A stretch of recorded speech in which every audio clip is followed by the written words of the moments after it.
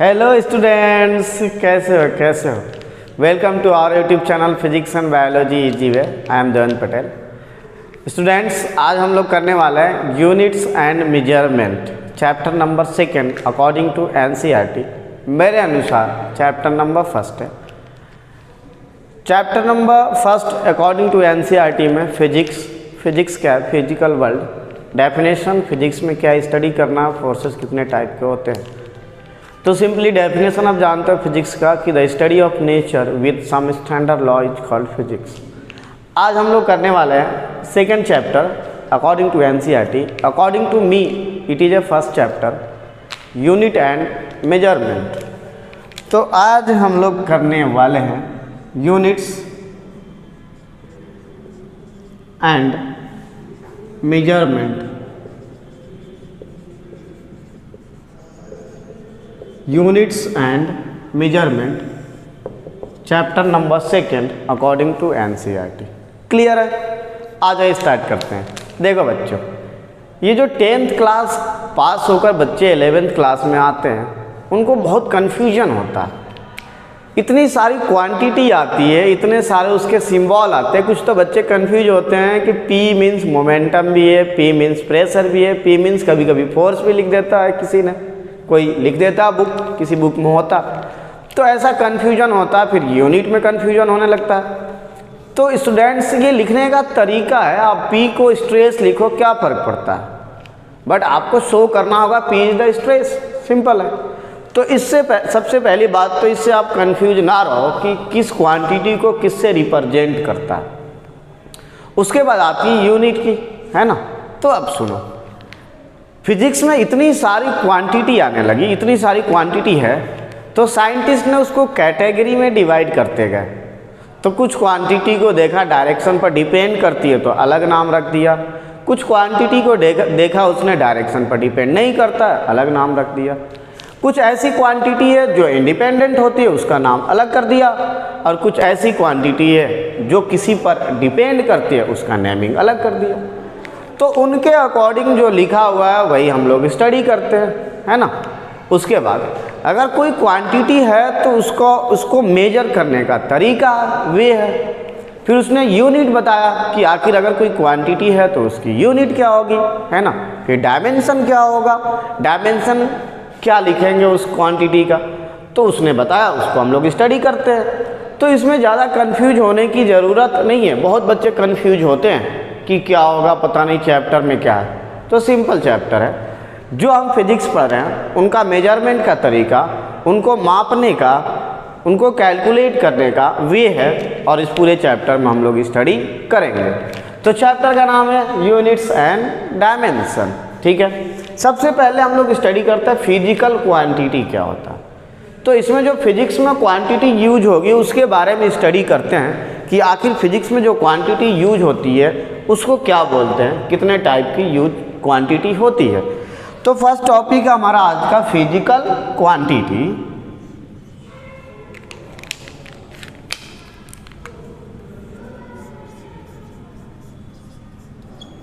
Physical quantity,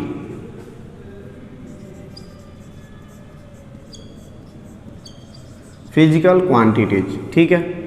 अब सुनो, physical quantities का मीनिंग है जो फिजिक्स में क्वांटिटी यूज होता है उसको बोलते हैं physical quantity, simple way.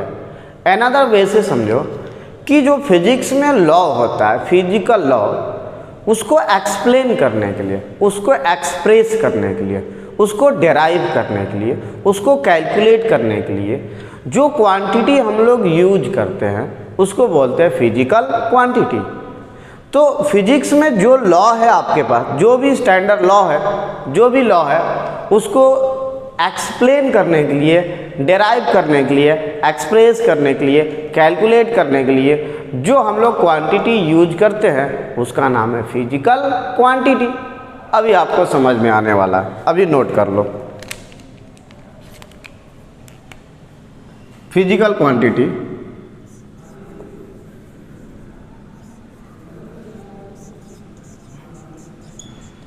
physics law can be explained or derived or expressed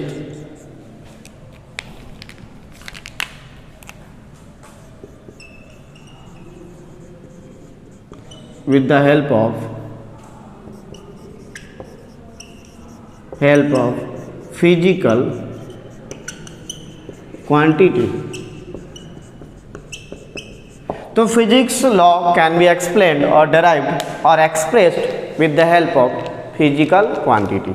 तो ये फिजिकल क्वांटिटी होगी कि जो हमारी फिजिक्स लॉ है इसके हेल्प से हम लोग उसको डेराइव करते हैं। फॉर एग्जांपल से समझ में आएगा आपको, जैसे मैंने लिख दिया F is equal to M है, F is equal to M है, तो यहाँ से देखो आप F is equal to M एक फिजिक्स का लॉ है, न्यूटन का लॉ है, न्यूटन की लॉ सेकेंड लॉ की कैलकुलेशन आपको पता है, F is equal to M है।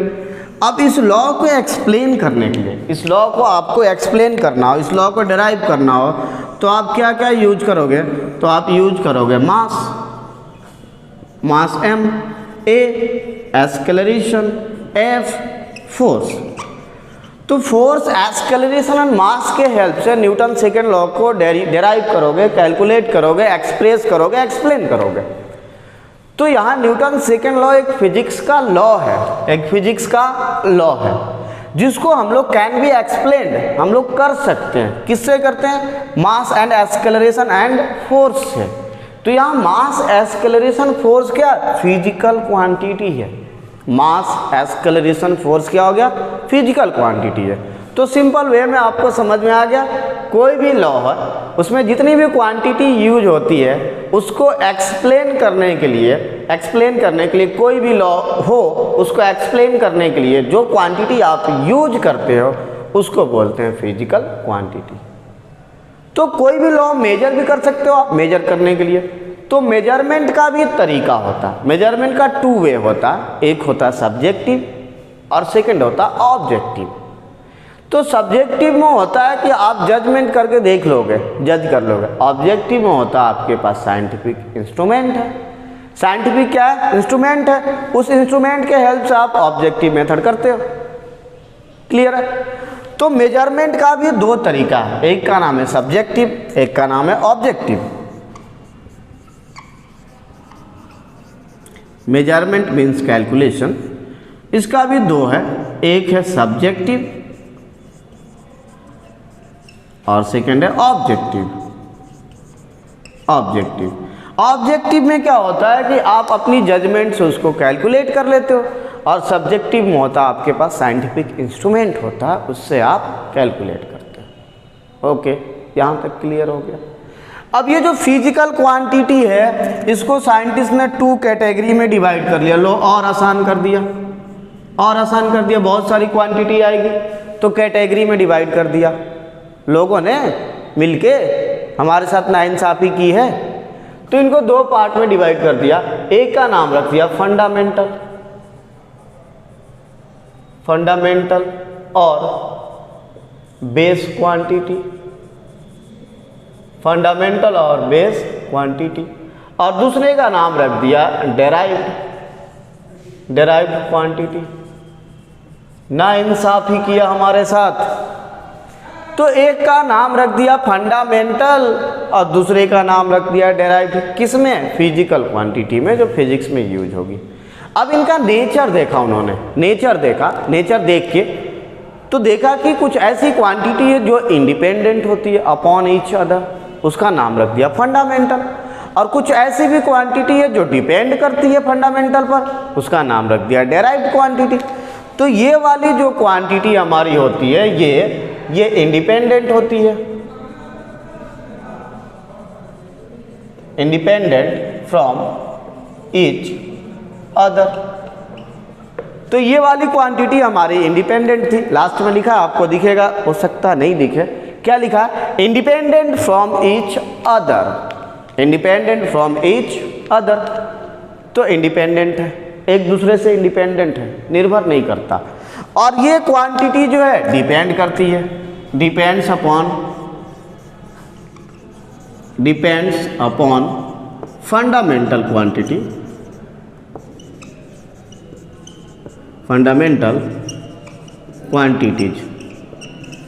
ये हो गया हमारा, ठीक है। तो फिर से मैं आपको एक्सप्लेन करता हूँ क्या किया हमने।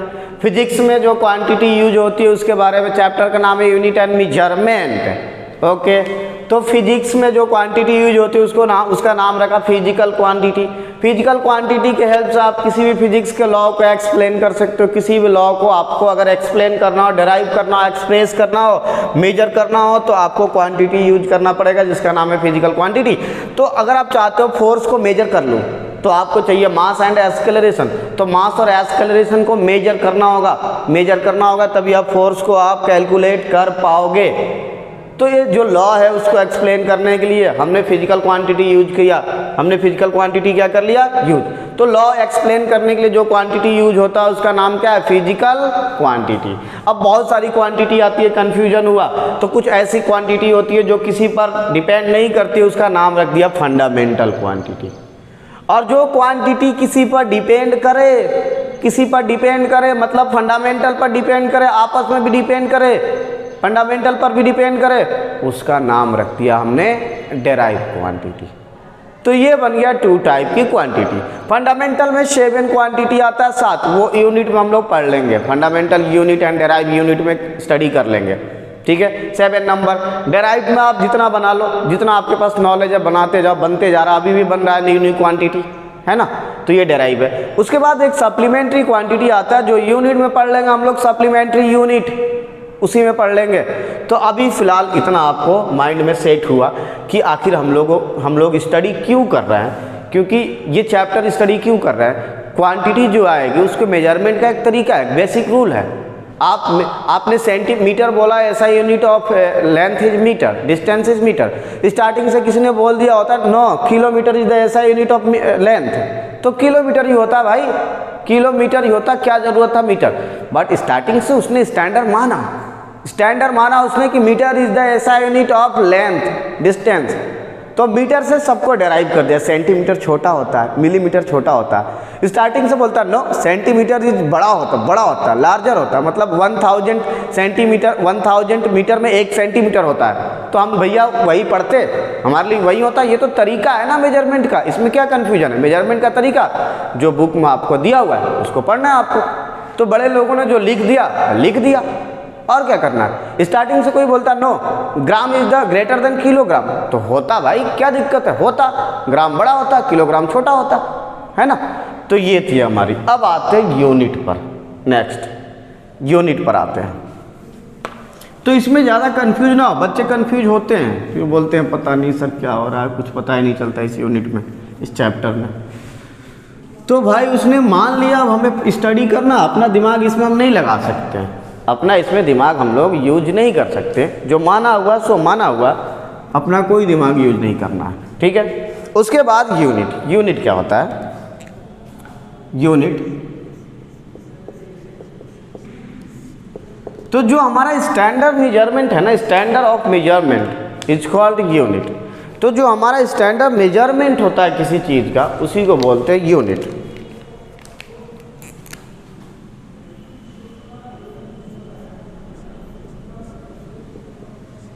तो स्टैंडर्ड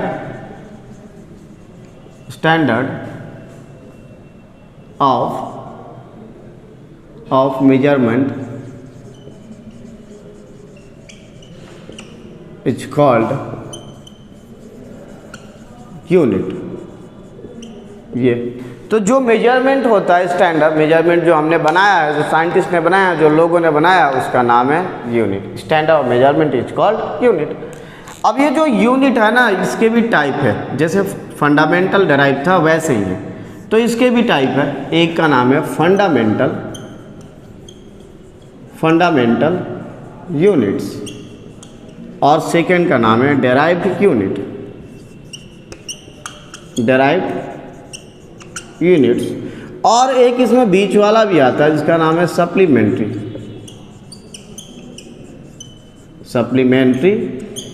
यूनिट्स, ठीक है। तो 3 कैटेगरी है ये। सप्लीमेंट्री तो आप बाद में ही देखेंगे। फंडामेंटल यूनिट्स एंड डेराइव बीच वाला है ना। तो fundamental unit and derive unit और फाइनली सप्लीमेंट्री यूनिट। ये जो फंडामेंटल यूनिट है ना, वही फंडामेंटल क्वांटिटी है। तो फंडामेंटल यूनिट जो है किसी पर डिपेंड नहीं करता, फंडामेंटल क्वांटिटी किसी पर डिपेंड नहीं करता है। तो ये 7 नंबर में होता है, 7 नंबर में। इसके नंबर कितने होते हैं? 7 नंबर, इन 7 नंबर, 7 नंबर में होता है। और ये आप जितना भी बनाना चाहे बना सकते हो। और ये सप्लीमेंट्री यूनिट होता है 2 इन नंबर, 7 इन नंबर, 2 इन नंबर, 2 नंबर में होता है। और डेराइव्ड आप जितना कर लो। तो डेराइव्ड यूनिट जो है फंडामेंटल पर डिपेंड करती है, फंडामेंटल पर डिपेंड करेगा, depends upon fundamental, depends upon fundamental, fundamental. और ये क्या आपका इंडिपेंडेंट है, ये आपका इंडिपेंडेंट है, किसी पर डिपेंड करता ही नहीं है। क्या आपका इंडिपेंडेंट, और ये डिपेंड करता है। उसके बाद क्या है, ये जो 7 नंबर है उसमें क्या क्या आता है? तो मास आता है, मास, लेंथ आता है, टाइम आता है, ETC। और भी है 7 नंबर, वो अलग चार्ट से कर लेंगे। इसमें डेराइव्ड में एग्जांपल में क्या आता है आपका? फोर्स है, फोर्स है, टॉर्क है, टॉर्क है, एनर्जी है, एनर्जी है, एक्सेलरेशन है, वेलोसिटी है, ETC। ये तो ये आपका हो गया डेराइव। ये जो डेराइव फोर्स जो है, टॉर्क जो है, एनर्जी है, वर्क है, एक्सेलरेशन है, स्पीड है, वेलोसिटी है, ये सारे के सारे फंडामेंटल यूनिट पर डिपेंड करते हैं।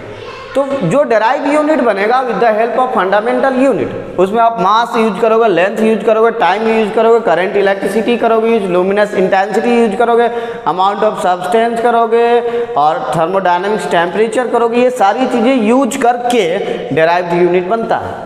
अब ये जरूरी नहीं है कि एक ही डेराइव यूनिट में सारा यूज हो जाए, बट फंडामेंटल की यूज से क्या बनता है? डेराइव बनता है। और ये जो सप्लीमेंट्री है ना, इसमें 2 जो नाम है उनका नाम है, एक का नाम बहुत सुंदर है प्लेन एंगल, और दूसरे का नाम है सॉलिड एंगल, सॉलिड एंगल। ये जो सप्लीमेंट्री होता है इसकी खासियत है कि ये ऐसी क्वांटिटी होती है, सप्लीमेंट्री यूनिट और सप्लीमेंट्री क्वांटिटी, जिसके पास यूनिट होता ही नहीं है, जिसके पास यूनिट एंड डायमेंशन लेस होता है। तो ये क्वांटिटी आप बोल सकते हो सप्लीमेंट्री क्वांटिटी, सप्लीमेंट्री क्वांटिटी। तो सप्लीमेंट्री क्वांटिटी जो होता है यूनिट एंड डायमेंशन लेस होता है, unitless and dimensionless होता है। तो क्वांटिटी में क्या है? Plane angle and solid angle. Plane angle क्या है? तो रेडियन, रेडियन बोलते हैं। सॉलिड एंगल क्या है? स्टेरेडियन, यूनिट है उसकी। तो ये आ गया, वो चार्ट में हम लोग लिख लेंगे। ये आ गया आपका डेराइव। तो 3 टाइप से हमने यूनिट पढ़ा, फंडामेंटल, सप्लीमेंट्री, डेराइव यूनिट। अब किसी को कोई कंफ्यूजन नहीं, अरे साइंटिस्ट ने बनाया, क्या ज़्यादा कंफ्यूजन अपने को? उसने बोल दिया है फंडामेंटल है तो फंडामेंटल है, उसने बोल दिया है डेराइव है तो डेराइव है, उसने बोल दिया है सप्लीमेंट्री है तो सप्लीमेंट्री है। अरे उसने स्टार्टिंग से बोल दिया होता ना supplementary is the fundamental unit, और उसका भी यूनिट बना दिया होता और उसको यूज करते हैं अभी डेराइव्ड में यूज करते हैं, फिर डायमेंशन में भी यूज करते हैं, तो सारा पूरा स्ट्रक्चर ही चेंज हो जाता है, पूरा फिजिक्स का स्ट्रक्चर ही चेंज, डायमेंशन सारी चेंज। और डायमेंशन की हेल्प से हम लोग चेक करते हैं फॉर्मूला रॉन्ग है या राइट है, तो पूरी चेंज होती है फिजिक्स। और क्या चलता, लाइफ चलती है अपनी। बट उन्होंने देखा कि नहीं, इसको अलग करो ताकि जो फिजिक्स स्टडी करने में होगा आसान होगा, सिंपल होगा, तो अलग ही कर दिया। और इन सबको अलग कर लो, 7 नंबर को क्या कर लो, अलग कर लो। 7 नंबर को अलग कर लो ताकि हमें क्या है, पढ़ने में क्या हो, सिंप्लिसिटी हो। साइंटिस्ट को नहीं, साइंटिस्ट तो ये सोचे 7 नंबर को अलग कर लो ताकि लोगों को हम एक्सप्लेन कर ले, लोगों को पढ़ने में सिंप्लिसिटी हो, अपने लिए नहीं। फिजिक्स एक फीलिंग है, उसने फील किया, बट उसको एक्सप्रेस कैसे करेगा, एक्सप्लेन कैसे करेगा, लोगों को कैसे समझाएगा, तो तरीका है ये, अलग अलग करना, उसको लिखना, एक्सप्लेन करना, मैथमेटिक्स यूज करना। तो एक्सप्लेन सिंप्लिसिटी के लिए इसने ऐसा काम कर दिया जो हम लोग पढ़ते हैं। तो इसमें ज़्यादा कंफ्यूज होने की ज़रूरत नहीं है कि सर ऐसा ही क्यों होता है, ऐसा ही क्यों होता है, 7 नंबर ही क्यों होता है, 2 नंबर ही क्यों होता है, ये डेराइव्ड ही क्यों है, ये क्यों, वाई वर्ड यहाँ यूज नहीं करते हैं। बस सिंपल है, ये बनता किससे, फंडामेंटल से। इसमें हेल्प किसका लेते हैं, फंडामेंटल का। तो that's why this is a derived unit, derived quantity. Okay, तो ये कंप्लीट हुआ हमारा। आगे करते हैं।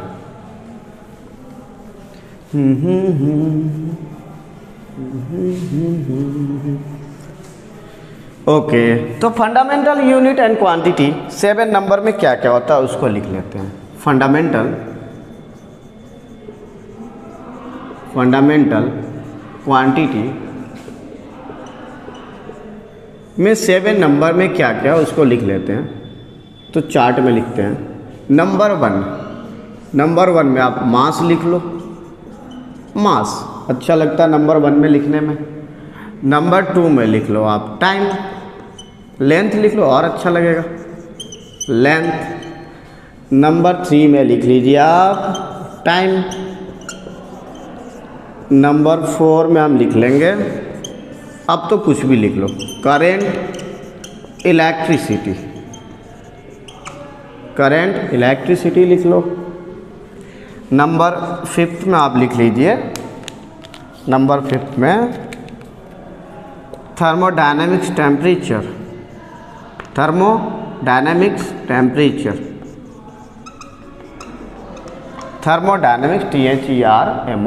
THERMODYNAMICS, thermodynamics temperature. उसके बाद 6 में लिख लेते हैं और अच्छा लगेगा, अमाउंट ऑफ सब्सटेंस।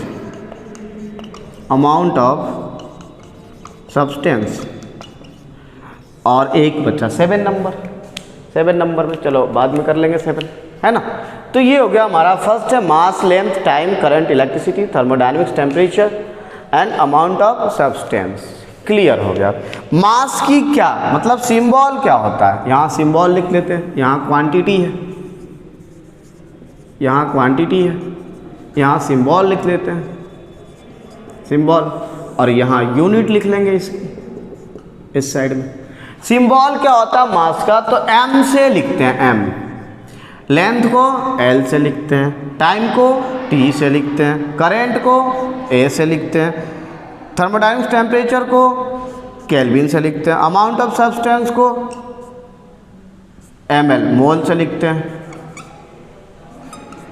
लिखते हैं, और एक और लिख ही देता हूँ, लुमिनस इंटेंसिटी,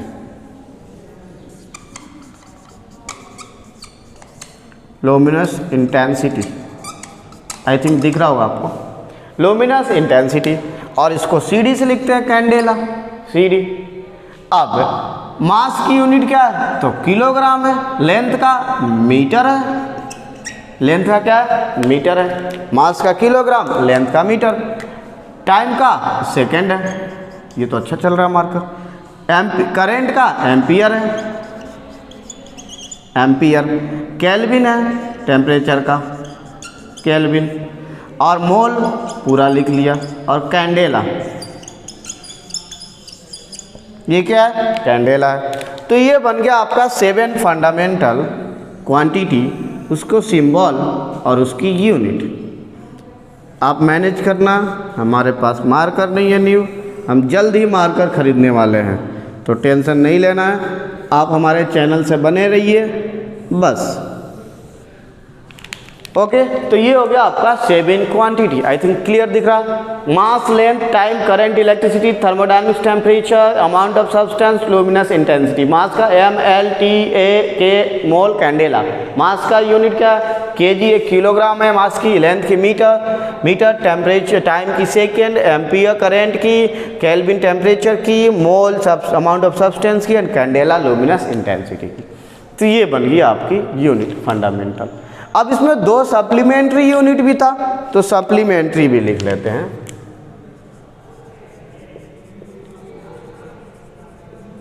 सप्लीमेंट्री यूनिट, तो 2 आपका सप्लीमेंट्री यूनिट था, ठीक है।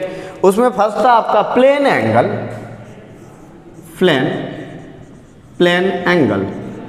ये था।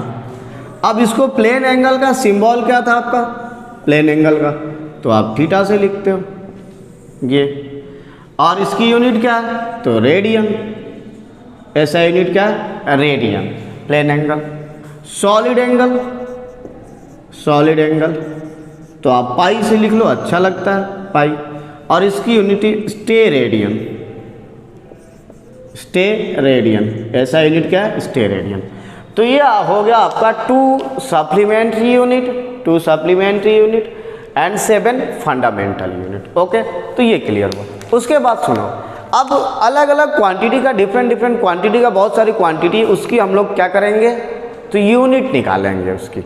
अब इससे ज़्यादा बेटर है कि पहले हम लोग डायमेंशन स्टडी कर लेते हैं और एक साथ unit dimension unit dimension unit dimension करते रहेंगे, डांस करते रहेंगे।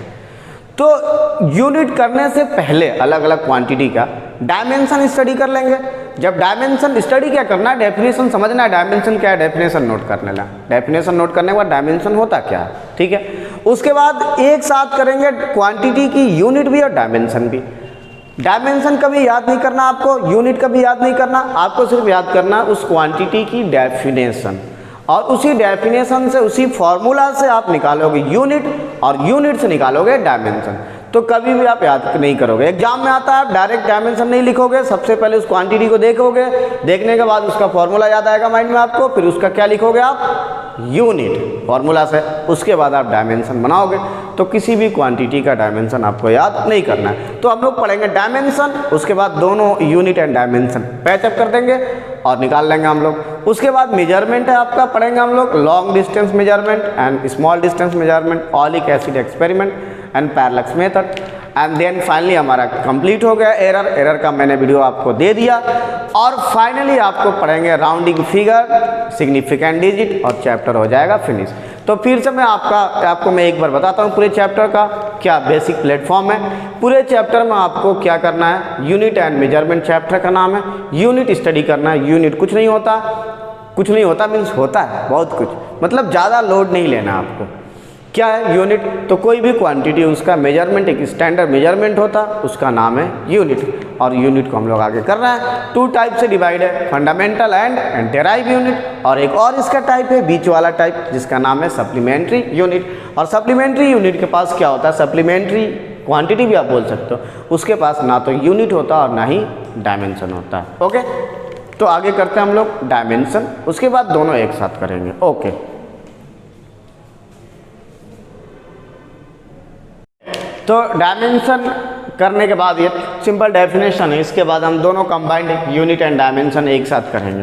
क्या होता है डायमेंशन, तो डायमेंशन का मीनिंग है कि जो आपके पास फिजिकल क्वांटिटी है, जो भी क्वांटिटी है जिसको हम डेराइव क्वांटिटी बोलते हैं फिजिकल में, उसमें जो बेस क्वांटिटी है, जो फंडामेंटल क्वांटिटी, उसका क्या रोल है, कितना एक्सपोनेंट में क्या रोल है, कितने पावर से, ये बताता है हमारा, कौन बताता है, dimension.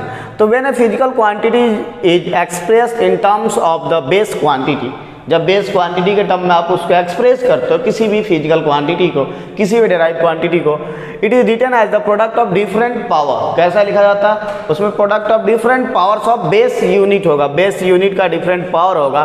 The exponent of a base quantity that enter into the expression, जो एक्सप्रेशन होगा उसमें जो एक्सपोनेंट आएगा किसका, बेस क्वांटिटी का, उसी को हम बोलते हैं डायमेंशन।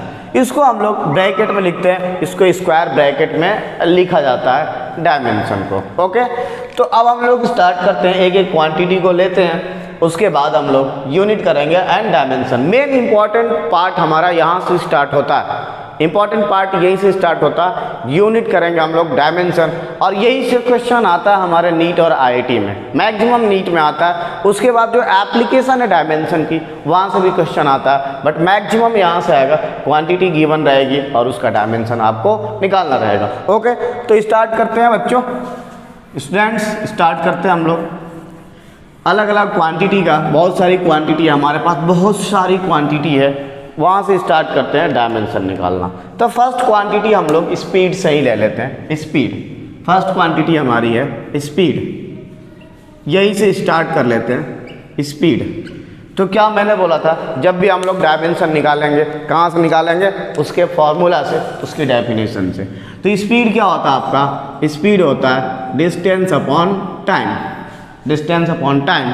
तो यूनिट क्या बन गया आपका, मीटर पर सेकेंड यूनिट। तो डायमेंशन क्या बन गया, मीटर को क्या लिखेंगे, L और T-1, और इसमें M क्या है, 0 है, तो M 0 भी लिख सकते हो आप। ठीक है, ओके। कुछ चीज़ और सुनो आप, जैसे अभी हम लोग फिलहाल MLT के फॉर्म में लिखेंगे, तो मास को M से लिखेंगे, लेंथ को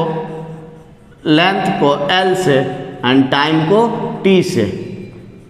T से, तो अभी फ़िलहाल हमारी जो है इसी फॉर्म में आने वाली है, MLT के फॉर्म में, इससे ज़्यादा अभी नहीं आने वाला है, ठीक है। तो यहाँ से यहाँ M क्या है, 0 है, तो आप ऐसे भी लिख सकते हो, क्या लिख सकते हो, तो आप लिख सकते हो M0 L1 T-1। तो M अगर नहीं है यहाँ पर मीन्स M क्या है, 0 है। तो हमने स्टार्ट किया स्पीड से। सेकेंड, वेलोसिटी का भी यही होगा, सेम होगा, क्योंकि स्पीड और वेलोसिटी दोनों सेम ही तो है, वेलोसिटी। ओके, आते हैं एस्केलरेशन का क्या होगा। तो एस्केलरेशन का क्या है फॉर्मूला अपना, तो एस्केलरेशन होता है एस्केलरेशन dv/dt, rate of change of velocity.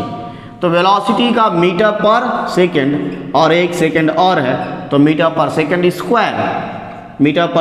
Square, तो यहाँ से आने वाला है m0 L1 और T-2 और ये स्क्वायर ब्रैकेट, ये बन गया आपका। थर्ड पार्ट इसका, थर्ड स्टार्ट करते हैं। थर्ड क्या है, इसके आगे बढ़ते हैं हम लोग। थर्ड, इसके डायरेक्ट आगे जस्ट आते हैं फोर्स को क्या लिखेंगे डायमेंशनल फॉर्म में। फोर्स का क्या है, तो एक फंडामेंटल फार्मूला हमें याद है फोर्स का, F क्या होता है, F = ma, ये होता है m का kg और एक्सेलरेशन का मीटर पर सेकेंड स्क्वायर। तो क्या बन गया डायमेंशन इसका, m बन गया, kg का L T-2 और इसको कर लेंगे याद, क्योंकि इसको आगे हम लोग यूज करेंगे। इसका मतलब 1 न्यूटन बराबर होगा kg मीटर पर सेकेंड स्क्वायर, ये, और डायमेंशन क्या है, ये है। फोर्स की यूनिट न्यूटन भी तो है ना। तो 1 न्यूटन = 1 kg मीटर पर सेकेंड स्क्वायर। इसके आगे आते हैं हम लोग। फोर्स के बाद एक भी याद नहीं करना बच्चा पार्टी, एक भी डायमेंशन याद नहीं करना अपने को, फॉर्मूला डेफिनेशन से निकालेंगे। फोर्थ रटना नहीं है। फोर्थ क्या, डेंसिटी पर आते हैं, डेंसिटी। तो एक फॉर्मूला आपको याद कर लेना है, मास = डेंसिटी इनटू वॉल्यूम, ये याद कर लेना। तो मास क्या हो गया आपका, मास = डेंसिटी इनटू वॉल्यूम। तो यहाँ से डेंसिटी को रो से लिखेंगे, वॉल्यूम को v से लिखेंगे, मास को m से। तो density mass upon volume, mass का kg और वॉल्यूम का metre cube, volume metre cube ही होता है ना, तो मीटर क्यूब। तो यहाँ से आ गया आपका डेंसिटी का यूनिट आ गया डायमेंशन m, t तो है नहीं, तो T0 m L-3 T0, क्योंकि यहाँ पर t क्या है, नहीं है। तो मास का kg का m और मीटर क्यूब का L-3, ये आ गया आपका डेंसिटी। आगे आते हैं फिफ्थ नंबर पे, फिफ्थ में आते हैं वर्क, एनर्जी,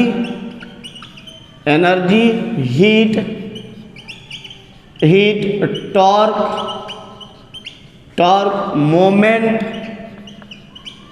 टॉर्क मोमेंट, इन सब का डायमेंशन क्या होता है, सेम होता है। तो आप एक ही बार याद कर लो, work, energy, heat, torque, moment, इन सब का डायमेंशन क्या होता है, सेम होता है। करके देखते हैं। तो वर्क फॉर्मूला देखो आप, वर्क का क्या होता है, वर्क होता है force into perpendicular distance, force into displacement लिखो, सॉरी, फोर्स इंटू डिस्प्लेसमेंट, ये होता है। एनर्जी क्या होता है, एनर्जी आप हाफ mv² कर लो, mgh कर लो, mc² कर लो, h इंटू न्यू कर लो, सब एनर्जी है। h new, mc², mgh, half mv², सारे के सारे क्या है, एनर्जी है। ये हीट क्या होता है, हीट, तो Q = होता है mc dt, mcp dt, mcv dt, सब अपने रिस्पेक्टेड चैप्टर में आने वाले हैं। ओके, तो ये होता है। उसके बाद टॉर्क क्या होता है, टॉर्क क्या होता है, T से लिखेंगे इसको या टाउ से, फोर्स इंटू परपेंडिकुलर डिस्टेंस, उसके बाद मोमेंट क्या होता है, m से लिख दिया, फोर्स इंटू परपेंडिकुलर डिस्टेंस, ये भी होता है moment, force into perpendicular distance. इसको समझेंगे इन दोनों में क्या डिफरेंस है, अभी थोड़ी देर बाद समझेंगे कि आखिर दोनों का फॉर्मूला सेम है तो डिफरेंस क्या है। ओके, तो इन सब में से किसी एक का डायमेंशन आप याद कर लो तो हमारा काम चलने वाला है। ओके, अब मैं किसी एक का निकाल देता हूँ, वर्क का निकाला, फोर्स का न्यूटन और डिस्प्लेसमेंट का मीटर, न्यूटन का डायमेंशन आपका निकला हुआ है MLT - 2, MLT - 2, MLT - 2 और एक और L आ गया तो ML2T - 2, ये भी इम्पॉर्टेंट है और इसको भी कर लेंगे याद, ML2T - 2 और सबका यही होगा डायमेंशन। ओके, सबका डायमेंशन यही होगा। टॉर्क, मोमेंट फार्मूला वगैरह हम लोग देखेंगे। एनर्जी का भी यही होगा, कोई सा भी एनर्जी हो, हीट का भी यही होगा, mCDT, mCpDT, mCpDT, सब फार्मूला हीट का, ठीक है। वो बाद में हम पढ़ेंगे कौन सा फार्मूला कहाँ पर यूज करते हैं। तो ये हमारा हो गया work, energy, heat, torque, moment. Next आगे करते हैं, आगे हमारा प्रेशर है हमारा सेवेंथ नंबर में प्रेशर को आप P से लिख लो अभी फिलहाल। तो प्रेशर होता है force per unit area, F/A। Force का क्या है, न्यूटन, और एरिया का मीटर स्क्वायर। न्यूटन का क्या था, MLT - 2 और एरिया मीटर स्क्वायर का L2। तो यहाँ से बन गया आपका एक L कैंसिल, L - 1 T - 1, ये बन गया आपका प्रेशर का। प्रेशर एक स्केलर क्वांटिटी है,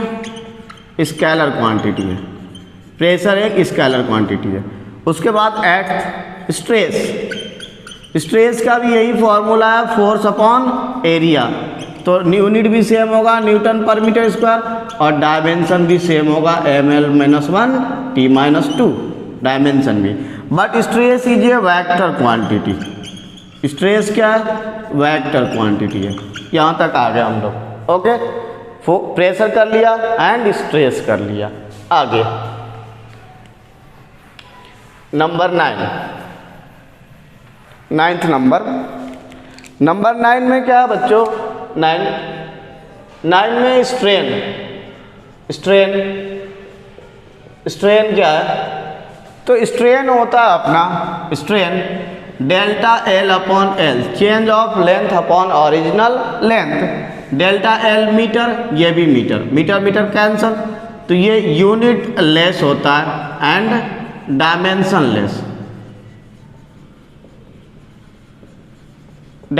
लेस भी होता है स्ट्रेन। उसके बाद आते हैं 10 में आप क्या लोगे, Young's modulus of elasticity, Young's modulus of elasticity, ठीक है। ई से लिख लो या गामा से, बुक में अलग अलग लिखता है, आपकी मर्जी, आप जिससे भी लिख लो। तो एक न्यूटन्स एक हुक्स लॉ है, हुक्स लॉ है कि stress is proportional to strain. तो स्ट्रेस जब प्रोपोर्शनल साइन हटता है, यंग्स मॉडुलस लगता है, तो यहाँ से यंग्स मॉडुलस आ गया स्ट्रेस अपॉन स्ट्रेन। अब नीचे वाला जो है उसकी यूनिट होती नहीं है, नीचे वाले की यूनिट तो होती नहीं है, नीचे वाला जो है उसकी यूनिट तो होगी नहीं, तो नीचे वाले की यूनिट नहीं होती है। तो फिर इसका यंग्स मॉडुलस का कौन सा यूनिट बन जाएगा, जो होगा स्ट्रेस का। तो इसकी यूनिट बन गई न्यूटन पर मीटर स्क्वायर, और डायमेंशन वही सेम जो आपने स्ट्रेस का निकाला है, ये ML - 1 T - 2, ML - 1 T - 2। तो ये हो गया आपका यंग्स मॉडुलस। अब ये यंग्स मॉडुलस हो, बल्क मॉडुलस हो, मॉडुलस ऑफ रिजिडिटी हो, सब एक ही है, तो डायमेंशन सेम होगा, कंफ्यूज नहीं होंगे। सारे मॉडुलस जो कांस्टेंट है, डायमेंशन क्या होने वाला है, सेम होने वाला है। तो इसमें कोई कंफ्यूजन नहीं होना चाहिए, कोई कंफ्यूज नहीं होगा, क्योंकि सारे कांस्टेंट है। ये जरूरी नहीं है कि कांस्टेंट का डायमेंशन नहीं होता है, ये जरूरी नहीं है कांस्टेंट सिर्फ 4, 5, 6, 10 ही होता है, यहाँ ये कांस्टेंट है बट इसका डायमेंशन है। तो जो भी आने वाला है कांस्टेंट इस चैप्टर में, सब mechanical properties of matter, example Young's modulus of elasticity, bulk modulus of elasticity and shear modulus and modulus of rigidity same है, उन सब का डायमेंशन क्या आएगा, सेम आएगा, क्योंकि वो इलास्टिसिटी कांस्टेंट है। ओके, तो ये हो गया हमारा Young's modulus of elasticity. Next क्या आपका 11 नंबर, 11 नंबर में है विस्कोसिटी।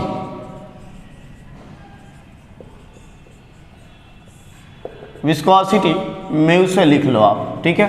विस्कोसिटी का क्या होगा, तो एक न्यूटन्स का फॉर्मूला है, न्यूटन्स का फॉर्मूला है कि विस्कोसिटी मीन्स जो फ्लूइड होता है, विस्कोसिटी पहले आप समझो क्या होता है। तो फ्लूइड जो होता है इसमें, इसके अलग अलग लेयर में अलग अलग वेलोसिटी होती है, डिफरेंट लेयर में डिफरेंट वेलोसिटी होती है। यहाँ मैक्सिमम होता है वेलोसिटी और यहाँ मिनिमम होता है। ऐसा इसलिए होता है कि जो फ्लूइड के लेयर है अपने ही एडजेसेंट लेयर को रिटार्ड करते हैं, शियर स्ट्रेस लगाते हैं और बैक ले जाते हैं, पीछे ले जाते हैं। तो जब ये बैक ले जाते हैं तो ये वाला इसको बैक ले जाता है, ये इसको, तो इसकी वेलोसिटी मिनिमम हो जाती है। तो according to Newton's law of viscosity, tau is equal to mu d u upon d y. इस फॉर्मूला का मीनिंग आप समझो। यहाँ पर जो टाउ है वो है शियर स्ट्रेस, ये जो टाउ है उसका नाम है शियर स्ट्रेस। जो स्ट्रेस है ये भी है, डिफरेंस है, ये शियर है। तो यहाँ पर टाउ है आपका शियर स्ट्रेस है। उसके बाद यहाँ डी यू क्या है, डी यू वेलोसिटी का डिफरेंस है, कौन सा, वी मैक्स माइनस वी मिन, जहाँ का आप निकालना चाहते हो means v minus u, d u है वेलोसिटी डिफरेंस। और डी वाई कौन सा है, तो ये आपका डी वाई, जहाँ का आप निकालना चाहते हो तो डी वाई। यहाँ से आपका म्यू हमने निकाल लिया, तो म्यू आ गया tau d y upon d u. Tau का स्ट्रेस है न्यूटन पर metre square, d y metre हो गया आपका, और डी यू मीटर पर सेकेंड, मीटर मीटर कैंसल, तो आ गया न्यूटन सेकेंड मीटर स्क्वायर, ये आ गया। अब डायमेंशन क्या बनेगा इसका, डायमेंशन बनेगा mL_T-2 फोर्स की और सेकेंड का आपका T अपॉन L2, ये बन गया। एक L कैंसल आउट हो गया, तो फाइनली ये क्या बना आपका, एक L कैंसल आउट होने के बाद M L ऊपर चला गया -1, T भी एक कैंसल हो गया तो T -1, तो ये बन गया इसका डायमेंशन। एक L को हमने कैंसिल कर दिया, L ऊपर चला गया, T -2 और T एक छोटा कम हो गया, डिक्रीज हो गया, माइनस हो गया, T -1, तो ये बन गया आपका विस्कोसिटी। ये जो विस्कोसिटी है और डायनेमिक है, डायनेमिक विस्कोसिटी। डायनेमिक विस्कोसिटी में न्यूटन आता है और एक होता है और काइनेमेटिक्स विस्कोसिटी, उसको भी देख लेते हैं। उसका क्या होगा डायमेंशन, तो काइनेटिक विस्कोसिटी का क्या होगा, इसी में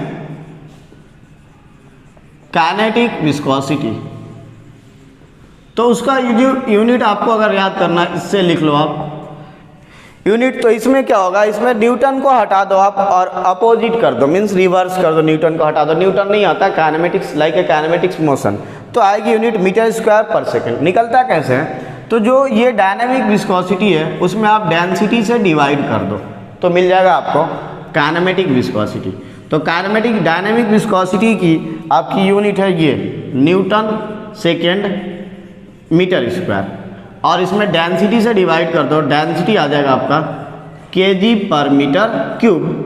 तो यहाँ से बना आपका newton second metre cube upon metre square kg, यहाँ से आप कैंसिल कर लो ये, तो बना आपका newton second metre upon kg।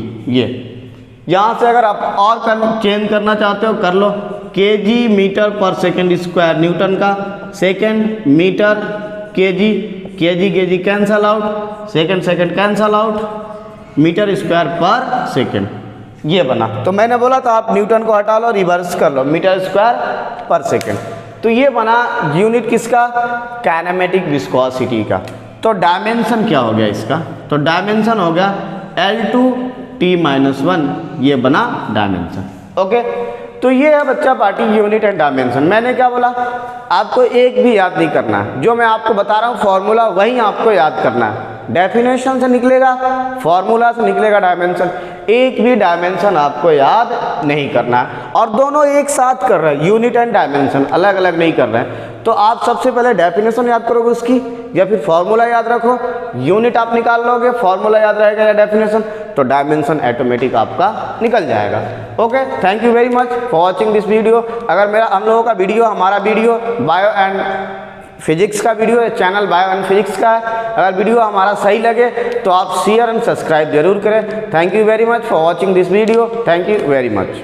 Next class में हम लोग करेंगे इसके आगे का। Thank you very much.